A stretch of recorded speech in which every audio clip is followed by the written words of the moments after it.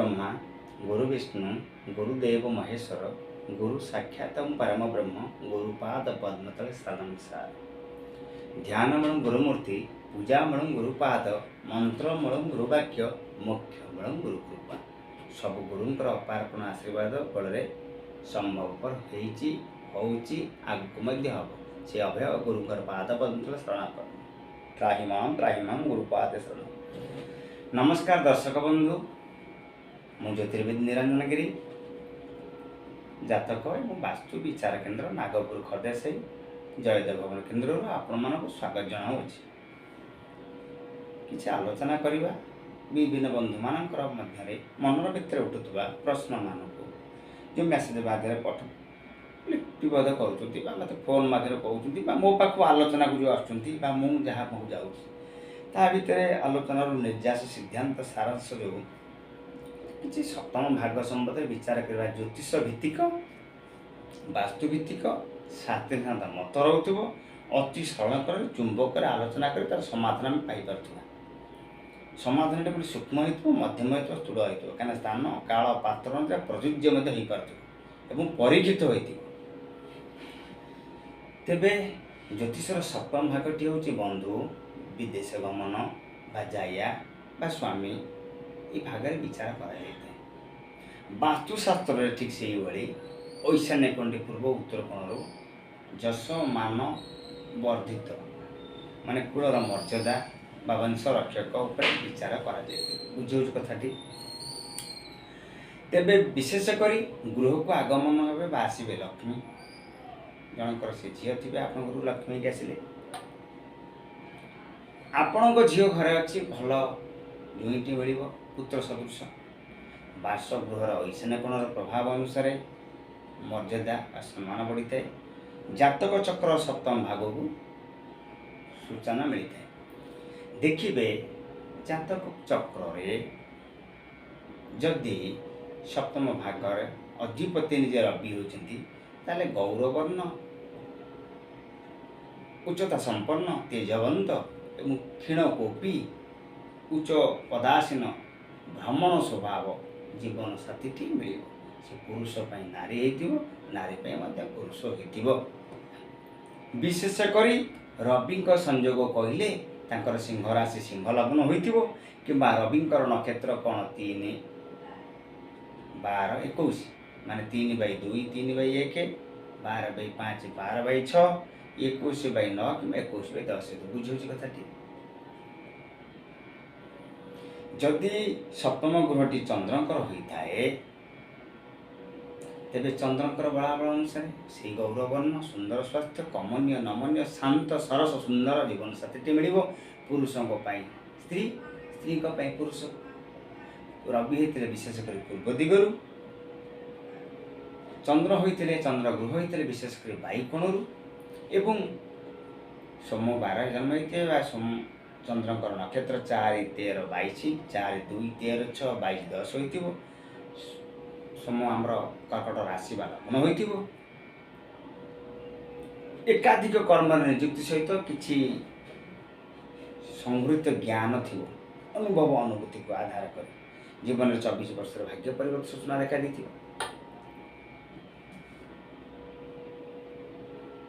जदि सप्तम गृहटी मंगल गृह रही तेबे जानिबे घर दक्षिण दिगरे तो विभाग हे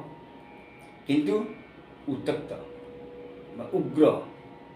स्वभाव बंधु बा जीवन साथी पत्नी मिल कि पतिटे मिल घर दक्षिण दिगरे बहुत दूरतार हुए बा नाटक ढंगर हुए हाँ ना भितर विवाह समय विशेषकर किसी विशृंखलित परिवेश विशृंखला परिवेश सृष्टि हो पाए एवं राशि नक्षत्र विशेषकर 1 मान केतु मंगल सामर्थ्य 1 10 19 थी नक्षत्र 5 14 23 नक्षत्र हो 1/1 10/5 19/9 कि 5/2 5/3 14/6 14/7 23/10 कि 23/11 हो। तेजवंत शरीर सेनापतित्व वीर दर्प स्पष्टवादी किंतु टिके कथा रागिजा स्वभाव जीवन साथी मिलता है। नारी कुंडली हेले से पुरुष मिल पुरुष कुंडली हेले से नारी बुझे कथाटी विशेषकर जीवन 28 वर्ष झलक देखा देते पुरुष हो नारी हो बुझे कथा जदि सप्तमाधिपति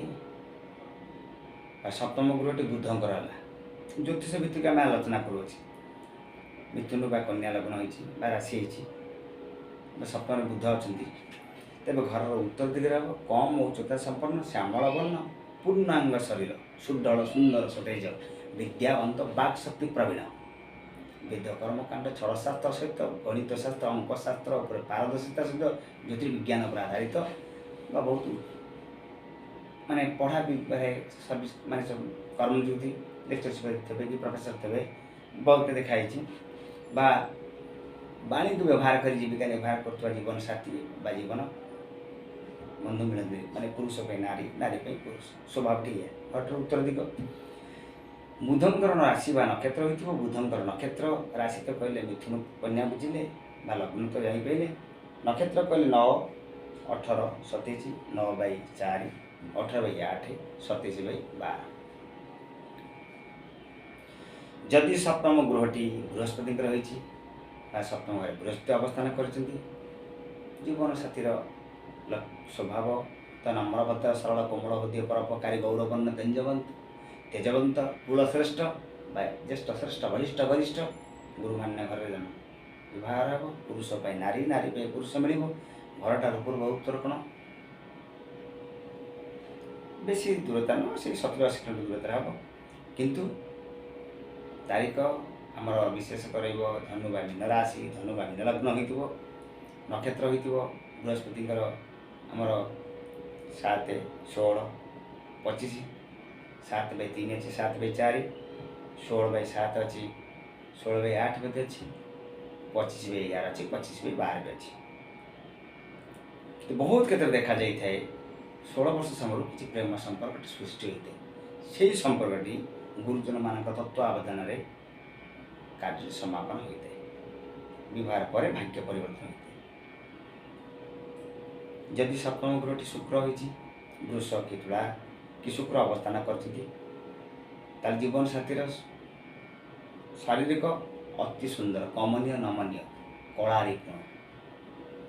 गीतवाद्य नृत्य संहार रसरप्य पुरुष जीवन साथी मिले पुरुष को नारी मत सुंदर जीवन साथी मिले विशेषकर कर पुरुष एकाधिक गुप्त प्रेम संपर्क लिप्त होगापी सूचना परिलिखित होता है किंतु जीवन साथी सुंदर मिलते घर ठार पूर्व दक्षिण कोण बहुत दूरता 1.5 किलोमीटर व्यवधान विवाह हम राशि नक्षत्र कहले वृष कि तुला राशि कि वृष कि तुला लग्न कि शुक्रंकर नक्षत्र कहले 2 11 20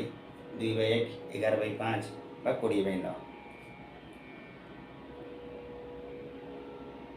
विवाहटी 25 वर्ष किसी प्रेम सृष्टि हो देखिए ये सूचना बहुत क्षेत्र लागू अच्छे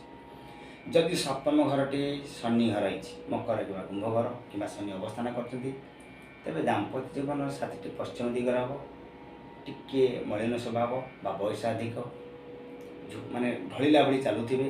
गोड़े आघात लगी क्षतस्थान थी कि विस्फोटक दाग थी पारे बहुत विलंब विभाग हम कर्म निजुक्ति करवा जेको गोटे कम रही प्राय 32 33 34 36 वर्ष व्यवहार हुए दाम्पत्य मतांतर मनंतर लगी रही जो जीवन साथी आपको मिल मकर कुंभ राशि हो कि मकर कुंभ लग्न हो कि शनिक नक्षत्र 8 17 26 हो 8 4 17 8 26 12 हो 7टी राशि माने 12टी राशि भितर 7टी ग्रह को आधार कर कहगला आउ रही छाया ग्रह राहु केतु जदि सप्तम घर जार राहु थी दाम्पत्य अशांति रपटतार स्वभाव जीवन साथी पाइबे जहाँ देखिथे जहाँ शुणी सब मिथ्या यदि सप्तम घरे केतु अच्छा जीवन साथी रुग्णता बा जीवन साथी लाभ कर सारे दुर्घटनाग्रस्त हो जीवन साथी शारीरिक पीड़ा भोग कर जीवन साथी मैंने मिलता है विशेषकर राहु थे राहुर बलाबल पर देखा जाए 6 15 24 6/3 15/7 24/11 जीवन साथी मिले କେତୁ ଥିଲେ ବିଶେଷ କରି ମେଷ ବିଛା ଲଗ୍ନ ହେବ ବା ମେଷ ବିଛା ରାଶି ହେଇପାରିବ। ରାହୁଙ୍କର ନୈಋତ୍ୟ କୋଣ ହେଲେ କେତୁଙ୍କର ଐଶାନ୍ୟ କୋଣ ରହୁଛି ଏବଂ 1, 10, 19, 1/1, 10/5, 19/9 ଜୀବନସାଥୀ ମିଳିଥାଏ। ବେଳେବେଳେ ଦେଖାଯାଇଥାଏ ବାସଭବନର ଗୃହର ଯଦି ଐଶାନ୍ୟ କୋଣଟି ତ୍ରୁଟି ପରିଲକ୍ଷିତ ହୋଇଅଛି, ଘରଟି କରିସାରିବା ପରେ ପୁଅଟି ବିଭା ହେଇପାରୁନି ବା ଝିଅଟି ବିଭା ହେଇପାରୁନି, ଦେଖିବେ ସେଠି ଐଶାନ୍ୟ କୋଣ କିଛି ତ୍ରୁଟି ଅଛି ଯାହାକି ଶୁଭ କାର୍ଯ୍ୟରେ ପ୍ରତିବନ୍ଧକ ବାଧକମାନ ଦେଖାଯାଉଛି। ସେ ସ୍ଥାନରେ ପ୍ରତିକାର କ'ଣ କରିବେ ନା ସେ ଐଶାନ୍ୟ କୋଣରେ ଶ୍ରୀଯନ୍ତ୍ର ହେଉ ବା ଗୋଟେ ଛୋଟିଆ ପାତ୍ରରେ ତମ୍ବା ପାତ୍ରରେ ଜଳ ଟିକେ ରଖନ୍ତୁ ବା ଲକ୍ଷ୍ମୀଙ୍କର ପ୍ରତିମା ଫଟୋଟେ ରଖନ୍ତୁ ବା ପିରାଣ୍ଡି ରଖିପାରିବେ ବା ତମ୍ବା ପାତ୍ରରେ 7ଟି ଧଳା ଫୁଲ ପକାଇଲେ ମଧ୍ୟ ଶୁଭ କାର୍ଯ୍ୟ ସୁଚାରୁରୂପେ ସମାପନ ହୋଇପାରିବ। ଏ ଥିଲା ଜାତକ ଭିତ୍ତିକ ବାସ୍ତୁଭିତ୍ତିକ ଗଣିତ ଉପରେ ଯାହା ସୀମିତ ସମୟ ଭିତରେ ସମ୍ୟକ ରୂପେ ଆଲୋଚନା ହୋଇପାରିବ ତାହା ମୁଁ ଆପଣଙ୍କର ଉପସ୍ଥାପନ କରୁଅଛି। ଯଦି ଦେଖିଲେ ଦ୍ୱାରା ବିବାହର ବୟସ ହୋଇଯାଇଛି, ପୁଅ ପାଇଁ ବୋହୂଟି ମିଳିପାରୁନି ବା ବୋହୂଟି ପାଇଁ ଝିଅ ପାଇଁ ପୁଅଟି ଝିଅଟି ମିଳିପାରୁନି, ସେଠି କ'ଣ କରିବେ? ଆମର ସପ୍ତଶତୀ ଚଣ୍ଡୀର ସିଦ୍ଧ ସଂପୁଟ ବୀଜ ମନ୍ତ୍ର ରହିଛି। ପତ୍ନୀ ମନୋରମା ଦେହି ମନୋବୃତାଣୁ ସାରିଣାମ ତାରିଣୀ ଦୁର୍ଗା ସଂସାର ସାଗରସ୍ୟ କୂଳଭବାମ। ଏହି ବୀଜ ମନ୍ତ୍ରକୁ ଦୁର୍ଗା ସପ୍ତଶତୀ ଚଣ୍ଡୀ ବହିର ବହିଟି କିଣି ଦେଇପାରିବେ। ଆପଣଙ୍କ ସାରା ମନ୍ତ୍ର କହିଲେ ଆମର ମନେ ରହିଲାନି, ମୁଁ କହିଦେଉଛି ପେଜ୍ ନମ୍ବର 200 ସପ୍ତଶତୀ ବହି ଦେଖିଲେ 235 ପୃଷ୍ଠାର 14 ନମ୍ବର ଶ୍ଲୋକ। ସୁଲକ୍ଷଣ ପତ୍ନୀ ପ୍ରାପ୍ତି ନିୟମ। ପୁଅଟେ ପାଇଁ ଭଲ ବୋହୂଟି ମିଳିପାରିବ। ବୋହୂଟେ ପାଇଁ ଆମର ଝିଅଟେ ପାଇଁ ମାନେ ଯେଉଁଠି କେମିତି ମିଳିବ ସେ ପତ୍ନୀ ଜାଗାରେ ପତି ମନୋରମା ଦେଇ କହିଲେ ତାହେଲେ ଜଗନ୍ମା ଯୋଗମୟା ମଧ୍ୟ ଆପଣଙ୍କୁ ଭଲ ସୁନ୍ଦର କ'ଣ ପତିଟିଏ ମାନେ ଦେବେ। ମା ନିଜେ ହିଁ ସବୁକିଛି। ଭଲ ପତିଟିଏ ପାଇବା ପାଇଁ ହେଲେ ମାଆଙ୍କର ଶରଣାପନ୍ନ, ଭଲ ପତିଟିଏ ପାଇବା ପାଇଁ ହେଲେ ମାଆଙ୍କର ଶରଣାପନ୍ନ। ସବୁର କେନ୍ଦ୍ରବିନ୍ଦୁ ହେଲେ ମାତୃଶକ୍ତି ଶରଣ। ମୁଁ ପୂର୍ବ ଭିଡ଼ିଓରେ ମୋତେ କହିଅଛି। ଦେଖିଲେ ଧରା ଯେଉଁ ବିଭାଗର ହୋଇସାରିଛି ଦାମ୍ପତ୍ୟ ମାନେ ମତାନ୍ତର ମନାନ୍ତର ଲାଗିଯାଉଛି। ନାରୀ ଚାହୁଁଛି ଯେ ମୋ ଜୀବନ ସଙ୍ଗିନୀ ବା ସାଥୀ ବା ସ୍ୱାମୀ ମୋର ମୋ ତାଙ୍କ ସହିତ ମୋର ମତ ପାର୍ଥକ୍ୟ ଦେଖାଦେଉଛି। ସେଠି ସେ ମାଆଙ୍କର ଯେଉଁ ଶରଣାପନ୍ନ ହେଉଥାଏ ସେ ମନ୍ତ୍ରଟାକୁ ବାରମ୍ବାର ଜପ କରୁଥାନ୍ତି ପତି ମନୋରମା ଦେଇ, ତାହେଲେ ମାଆର ଅଶେଷ କୃପାରୁ କରୁଣାରୁ ଆପଣଙ୍କର ଯେଉଁ ଜୀବନ ସାଥୀ ସ୍ୱାମୀଟି ମିଳିଛି ବା ପତି ଲାଭ କରିଛନ୍ତି ତାଙ୍କର ଚାଲିଚଳନ ଆଚାର ବ୍ୟବହାର ଯଦି ବିଶୃଙ୍ଖଳିତ କି ଦେଖୁଛନ୍ତି ତାହେଲେ ମାଆର କୃପାରୁ ସେ ପରିଚାଳନା ମାନେ ଶୁଦ୍ଧତା ହେଇଯିବେ, ବାଟକୁ ଆସିବେ ବା ସଂଯମତା ହେଇଯିବେ। ବହୁତ କ୍ଷେତ୍ରରେ ଦେଖାଯାଏ ଯଦି ପତି କ୍ଷେତ୍ରରେ ପତ୍ନୀ ବିଚଳିତ ହୋଇଛନ୍ତି ତାହେଲେ ଆପଣ ସଚେଷ୍ଟା କଲେ ହେଇପାରୁନି, ତାହେଲେ ଜଗଦମ୍ବାଙ୍କ କୃପାରୁ ଆପଣଙ୍କୁ ପତ୍ନୀ ଲାଭ ହେଇଛି। ଆପଣ ସେ ସ୍ଥାନରେ କ'ଣ କରିବେ ନା ପତ୍ନୀ ମନୋରମା ଦେହି ମନୋଭୂତ ଅନୁସାରିଣାମ ତାରିଣୀ ଦୁର୍ଗା ସଂସାର ସାହସକୁ ଜପ କରନ୍ତି। ମାଆର କୃପାରୁ ମଧ୍ୟ ଆପଣଙ୍କ ପତ୍ନୀଟି ମଧ୍ୟ ଶାନ୍ତ ସରଳ ସୁନ୍ଦର ସୁଦୃଢ଼ ହେଇପାରିବ। ବୁଝୁଛୁ କଥା? ଇଏ ହେଉଛି ପରିବାର ବା ପରିବେଶିକ ସଂସାର ଭିତରେ ଶୃଙ୍ଖଳିତ ଭାବରେ ଜୀବନଯାପନ କରିବା ପାଇଁ ଏକ ଦୈବୀକୃତ କ୍ରିୟା। ଏହା ପାଇଁ ଶ୍ରଦ୍ଧା ବିଶ୍ୱାସ ଭକ୍ତି ନିଷ୍ଠା ଏକାଗ୍ରତାର ଆବଶ୍ୟକତା ଅଛି। ଆଉ ଗୋଟେ ମାଧ୍ୟମ କ'ଣ ଧରାଯାଉ ବିବାହରେ ବିଳମ୍ବ ହେଉଛି, ନାରୀ କ'ଣ କରିବେ? ନାରୀ କ୍ଷେତ୍ରରେ କହୁଛି ସେଠି ପୁରୁଷ ପ୍ରାପ୍ତ କରାଗଲେ ବା ପତି ପ୍ରାପ୍ତ କରାଗଲେ ନାରୀ ପାଇଁ ମଙ୍ଗଳ ହେଉଛି ରଜକାର। ମଙ୍ଗଳବାର ନିରାମିଷ ଭୋଜନ କରିବେ। ଗ୍ରାମ ଦେବତୀଙ୍କ ମନ୍ଦିରରେ ଲାଲ ଫୁଲ ମନ୍ଦାର ଫୁଲ ହେଉ ବା ଯେକୌଣସି ଲାଲ ବନ ଫୁଲ ଯେଉଁ 7ଟି ଦୌଡ଼ି ଆସୁଥିବେ, ଦେଖିବେ 7ଟି ମଙ୍ଗଳବାର ନିରାମିଷ ଭୋଜନ କରି ଏଇଭଳି ବ୍ରତ ପାଳନ କରିବା ପରେ ଦେଖିବେ ଜୀବନସାଥୀର ସୂଚନା ମିଳିବ। ବିବାହ ହୋଇସାରିବା ପରେ ମାଆଙ୍କ ପାଖରେ ଶ୍ରଦ୍ଧାପୂର୍ବକ ଆପଣ ଯାହାକି ଦେଇପାରିବେ, ବାଧ୍ୟବାଧକତା ନାହିଁ। ଯଦି ଆପଣଙ୍କର ଋତୁ ଗୋଳମାଳ ରହୁଥାଏ ମଙ୍ଗଳର ପ୍ରଭାବରେ ମାନେ ଦେଖିଲେ ବା ପତି ପାଇବାରେ ବିଳମ୍ବ ହେଉଛି, ଏଇ ପ୍ରତିକାରଟା ବହୁତ ବଢ଼ିଆ କାମ ଲାଗିବ। ସେ ପୁରୁଷ କ୍ଷେତ୍ରରେ ଓଲଟା କରିବ କ'ଣ ନା ନାରୀ ପାଇଁ ମଙ୍ଗଳ ପୁରୁଷ ପାଇଁ ଶୁକ୍ର। ନାରୀ ପ୍ରାପ୍ତ ପାଇଁ ଶୁକ୍ର ବୀର୍ଯ୍ୟକାରକ, ସେଠି ନାରୀ ପାଇଁ ମଙ୍ଗଳ ରଜକାରକ। ଶୁକ୍ରବାର କ'ଣ କରିବେ? ପତ୍ନୀ ପ୍ରାପ୍ତ କରିଗଲେ ଆପଣ ସେ ମନ୍ତ୍ର ପଢ଼ିବେ। ପତ୍ନୀ ମନୋରମା ଦେଇ ଯେଉଁ ମନ୍ତ୍ରଟି କହିଛି, ଶୁକ୍ରବାର ନିରାମିଷ ଭୋଜନ କରିବ। ଗ୍ରାମ ଦେବତୀକୁ ଶୁକ୍ରବାର ତ ଧଳା ଫୁଲ 20ଟି ଦେଇକି ଆସୁଥିବେ। 20ଟି ଶୁକ୍ରବାର କରିବା ଭିତରେ ଦେଖିବେ ସୁଲକ୍ଷଣା ପତ୍ନୀ ପ୍ରାପ୍ତି ନିମନ୍ତେ ଆପଣଙ୍କ ଦକ୍ଷତା ଯୋଗ୍ୟତା ପାରସ୍ଥା ମୁତାବକ ଅନୁସାରେ ଯାହା ରହିଅଛି ପତ୍ନୀଟାକୁ ପ୍ରାପ୍ତ ହେବ। ଇଏ ହେଉଛି ସଫଳ ଶାନ୍ତ ନିରାଡ଼ମ୍ବର ଜୀବନଯାପନ କରିବା ପାଇଁ ଶୃଙ୍ଖଳିତ ସଂସ୍କାରିତ ପାଇଁ ଏକ ଦୈବୀକୃତ କ୍ରିୟା। ଆଉ ଗୋଟେ କଥା ଧରାଯାଉ ସଂସାରିକ ଜୀବନ ହେଇଯାଇଛି, ମତ ପାର୍ଥକ୍ୟ ଦେଖାଯାଉଛି, ମନାନ୍ତର ଦେଖାଯାଉଛି, ପରିବେଶ ପାରିପାର୍ଶ୍ୱିକ ଆନ୍ଦୋଳିତ ହେଉଛନ୍ତି, ଅଶାନ୍ତି ଅନୁଭବ କରୁଛନ୍ତି, ସେ ସ୍ଥାନ ଯଦି ପାଇବେ ଦେଖିଲେ ଧରାଯାଉ ଆପଣଙ୍କ ପତ୍ନୀଟି ଉଗ୍ରତା ହେଉଛି ବେଶୀ, ସେଠି ସବୁଠୁ ସହଜ ଶୈଳୀ କ'ଣ चंद्र हूँ समस्त प्रिय 28 दिन तो सब गति साधारणतः मूर्ति रत्नटे पारे दी बाम हस्त धारण करेंगे मन शांति आपण मूर्ति रत्न धारण करेंगे दक्षिण हस्त समता रही कोमलर प्रतीक हूँ चंद्र चंद्र मन कारक मन पर प्रभाव पड़ता है देखिए जो व्यक्ति उग्रता हो शिव मस्तक चंद्र चंद्र कोमलर प्रतीक ठंडार प्रतीक चंद्रटी यदि तैयारी बेकर पकईदे तार थंडार पीड़ा मिले मुक्त मिल से पिलाटी बहुत छोट पिला हो बड़ लोक हूँ जी रागी हो चंद्र पिंधा द्वारा मानसिक शांति मिलता है मन स्थिर होते से पुरुष क्षेत्र में दक्षिण प्रस्ताव बेकर हो पार नारी क्षेत्र में बाम हस्ते बेकर धारण कर आउ गोटे सूक्ष्म माध्यम अच्छी लाल किताब मत अनुसार जहाँ कह शास्त्रीय सिद्धांत मत मुझे कहली दैविकृत्य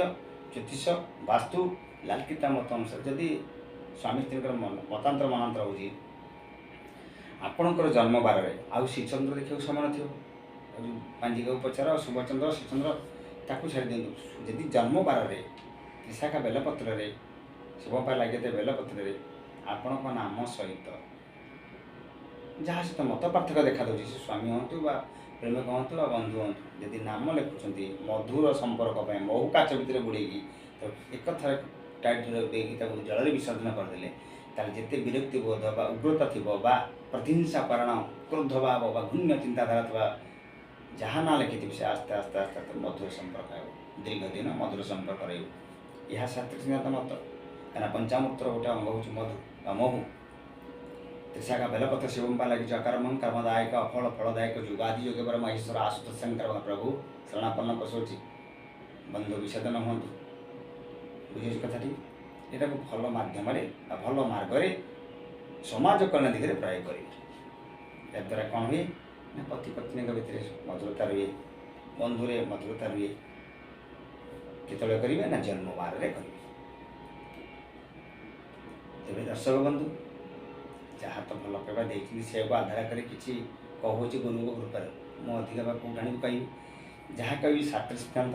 ज्योतिष भित्तिक वास्तु भित्तिक कौन शास्त्र संबद्ध तेज आज आम आलोचना करुले सुंदर पत्नी प्राप्ति करवा आ पत्नी प्राप्ति कर सारापर यदि मतांतर मनांतर हो स्वामी स्त्री मध्य साधारणतः हुए शारीरिक मानसिक परिवेश पारस्परिक आर्थिक होता है स्वच्छता दैविकृतर किसी कर्म करतु मार शरणापन्न उभय हूँ उभय स्वामी स्त्री जगत जगत में जोग माया दुर्गा शरणापन्न हूँ हे माँ जिते आमको विपत्ति पड़ी दुर्गति पड़ी से दुर्गति खंडन करतु तेज आगे किसी कहूना कार्यक्रम विदाय नहीं जब कार्यक्रम भल लगुए चैनल को सब्सक्राइब करेंगे लाइक शेयर करेंगे हृदय भाव धरू किसी शब्द सुना लगी मोपाई जहाँ शिक्षण हो किसी प्रदान करेंगे तेज माँ पाद शरणापन्न सर्वमंगल मांगल्ये शिवे सर्वार्थ साधिके शरणे त्र्यंबके गौरी नारायणी नमस्ते माँ क्यों नाम क्यों रूप डाकिबी पूजिबी केवल मातृकृपा पाद पद्म तले शरण सार त्राही माम त्राही माम त्राही माम तू तो निजे ही सबकि सर्वरूप मातंगी से ही